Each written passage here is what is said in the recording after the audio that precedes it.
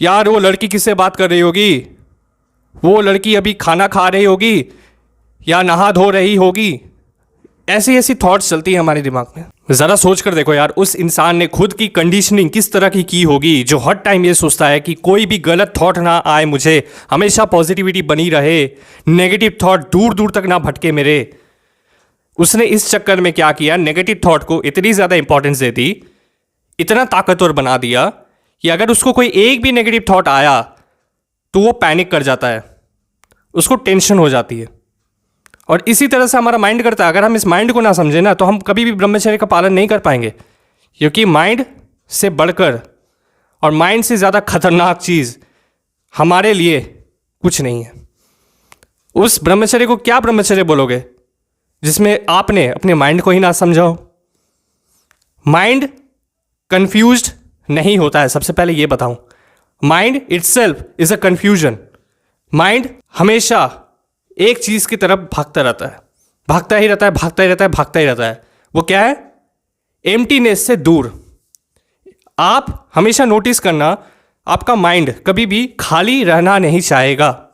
अगर आप ऐसा सोचकर देखो कि आप बहुत ज़्यादा खुश हो, बहुत ज़्यादा खुश हो, तो कुछ ना कुछ करेगा आपका माइंड, कुछ ना कुछ ऐसी थ्योरी, कुछ ऐसी थॉट्स लेकर आएगा और आपको दुखी करने की कोशिश करेगा। आप ये चीज़ नोटिस करना कि यार कुछ गड़बड़ है, इतना दिन से मैं कैसे खुश हो रह सकता हूं यार, इतना दिन से मेरी जिंदगी में भाई कोई प्रॉब्लम ही नहीं आई, ऐसा कैसे हो सकता है। ले यार ले ले, आपके माइंड ने क्या किया? इंपोज कर दिया एक ऐसे थॉट को जो कि रियलिटी में कुछ भी नहीं है, दूर दूर तक कोई लेना देना नहीं है, लेकिन नेगेटिविटी आपने अपने ही ऊपर डाल दी थ्रू योर माइंड। तो इसलिए मैं कह रहा हूं माइंड हमेशा अस्थिर रहता है। जिस तरह से तूफान आता है ना, तूफान कभी भी हम ये नहीं बोलेंगे स्थिर तूफान, अस्थिर होता है, वो हमेशा रेडिकल होता है। आपका माइंड भी इसी तरह से रेडिकल है। और इस माइंड को ना स्थिर करने का अगर आप पूछो मेरे से एक तरीका क्या है, तो वो ये है दोस्त कि आपको अवेयर रहना होगा। और ये अवेयरनेस कैसे आती है दोस्त? ये अवेयरनेस आती है थ्रू मेडिटेशन। मेडिटेशन के अलावा आप अपने माइंड को एट अ सर्टेन लेवल तक लेकर कभी भी नहीं जा पाओगे। और दूसरा, आप अपने माइंड को अपने हिसाब से कभी भी लेकर नहीं चल पाओगे। आपका माइंड कहीं और जाएगा, आप यहाँ रहोगे, आपका माइंड दुबई में रहेगा, कभी चला जाएगा टोरंटो में, कभी इटली घूम कर आएगा, कभी चाइना चला जाएगा, और आप कुछ और कर रहे होगे। इस तरह से आपका माइंड काम करता है। एग्जैक्टली यही प्रोसेस है। इसलिए हम थक जाते हैं। हमारी बॉडी थकती नहीं है। हम रात में सोचते हैं, हम क्या करते हैं, भाई नींद नहीं आ रही, मुझे नींद नहीं आ रही। बहुत लोग सवाल भी करते हैं, मुझे नींद नहीं आ रही। आपका माइंड थक गया है, आपकी बॉडी नहीं थकी। और ये बात सदगुरु जी भी खुद कहते हैं कि काम ऐसे करो ना, पहले बॉडी थके, बाद में माइंड। माइंड को थोड़ा रेस्ट दे सकते हो बाद में, लेकिन माइंड थकना चाहिए बॉडी थकने के बाद, ना कि पहले। बारीकी से डिफरेंस है। जो समझ गया वो समझ जाएगा क्या मैं कह रहा हूं। एग्जैक्टली माइंड को ना हमेशा ये मत समझो कि हमेशा नेगेटिव थॉट या हमेशा पॉजिटिव थॉट देता रहेगा। बैलेंस है दोनों का। एक ही सिक्के के ना दो पहलू हैं, पॉजिटिविटी नेगेटिविटी, नेगेटिविटी पॉजिटिविटी। एक दिन अच्छा होगा, दूसरा दिन बुरा होगा। जो चीज़ ये नहीं समझ पाते ना, सोचते हैं कि हमेशा पॉजिटिविटी रहे यार, ऊपर से बारिश हो, फुल बरसात हो, तेज़ हवाएं चले, भाई हम तो एकदम स्विट्ज़रलैंड में आ गए, मौज मस्ती करेंगे। ऐसा नहीं होता। लाइफ ऐसे काम ही नहीं करती।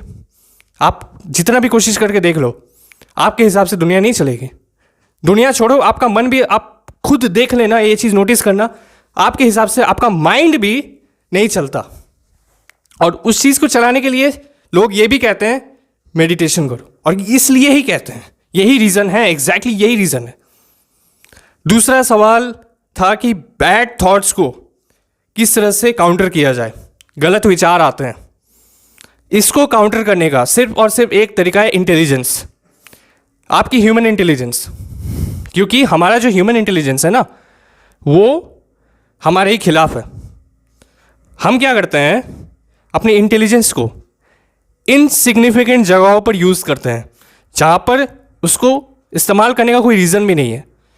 यार वो लड़की किससे बात कर रही होगी, वो लड़की अभी खाना खा रही होगी या नहा धो रही होगी। ऐसी ऐसी थॉट्स चलती हैं हमारे दिमाग में। हम अपने माइंड को ऐसे ऐसी जगहों पर लगाते हैं जिसका इस्तेमाल करना उस पर्टिकुलर मोमेंट पे बोलो या किसी और पर्टिकुलर मोमेंट पे बोलो ज़रूरी ही नहीं है। लेकिन हमारी कंडीशनिंग इस तरह से की होती है, हम बचपन से यही चीज़ हमें सिखाई जाती है कि पॉजिटिविटी बनाए रखो, पॉजिटिव सोचो। ये कोई नहीं सिखाता भाई कि नेगेटिविटी एग्जैक्टली है क्या, और क्या ये नेगेटिविटी इतनी ज़्यादा पावरफुल है कि हमारे इंटेलिजेंस को भी खा जाए। ऐसा नहीं है। इंटेलिजेंस से ही आप जीत सकते हो, अपने बैड थॉट को काउंटर कर सकते हो थ्रू योर इंटेलिजेंस, और कोई रास्ता नहीं है दोस्त। अगर आपकी इंटेलिजेंस आपके साथ है तो हज़ारों बैड थॉट्स आ जाएं, आप जीत जाओगे उससे। क्योंकि अगर आपने इंटेलिजेंस बनाए रखी ना उस पर्टिकुलर मोमेंट पे, तो देखना क्या होगा, अगर आपको बैड थॉट भी आते हैं ना, गलत विचार भी आ जाए ना, एक नहीं सैकड़ों, फिर भी आप जीतोगे। क्योंकि इस तरह से आप एक प्रोसेस अपना सकते हो। जैसे कि मैं आपको एग्जैक्टली बताने वाला हूँ ये चीज़, कि आपको पॉडकास्ट जाकर नहीं सुनना, आपको यूट्यूब पर जाकर नहीं बैठना। एक सिंपल सा पेपर लो, एक पेन लो, बैठो और एग्जैक्टली लिखो कि बैड थॉट्स जब आ रहे हैं आप कैसा फील कर रहे हो, एग्जैक्टली आप क्या सोच रहे हो वो लिखो। क्योंकि जब आप लिखोगे ना तो आप यूज़ कर रहे हो अपनी intelligence in a rational way, irrational नहीं, रैशनल तरीके से आप इस्तेमाल कर रहे हो अपने ब्रेन को।